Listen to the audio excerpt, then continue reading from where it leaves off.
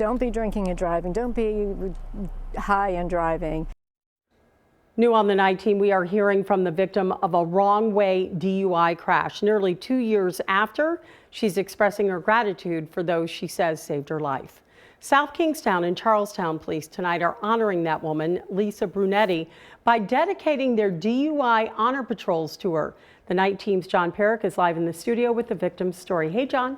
Hey, Barb. Around this time 2 years ago, Lisa Brunetti literally watched her life flash in front of her eyes when a drunk driver crashed into her car head on. Lisa luckily survived, and tonight she's telling us her story.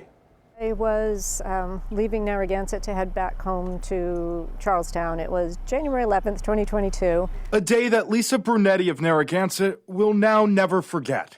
Lisa was driving south on Route 1 around 5 o'clock in the afternoon when something ahead caught her attention. I saw this light, and it was just horizontally, and I couldn't figure out what it was because, like, what was this light? And all of a sudden, this light became this. And that's when I realized somebody was coming at me. That evening, Lisa's car was struck by a drunk driver, driving on the wrong side of the road. Lisa was airlifted to Rhode Island Hospital with 4 broken limbs, broken ribs, a ruptured diaphragm, and a partially collapsed lung. I was a mess. Couldn't move. I was laying in bed and I couldn't move because everything was broken. But Lisa that night was one of the lucky ones. She survived that day, and now, 2 years later, both of the police departments who helped save her life are recognizing her life on the roads.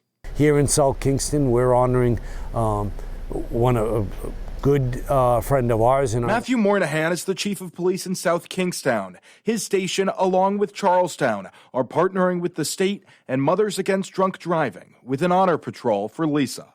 We're going to be out there really aggressively looking for people who are making poor decisions and getting behind the wheel after drinking or using some drugs. The chief and Lisa today urging everyone this holiday season to put away the car keys if you have a drink. It's not just that person's responsibility, it's people around them who need to step in and say, you can't do this.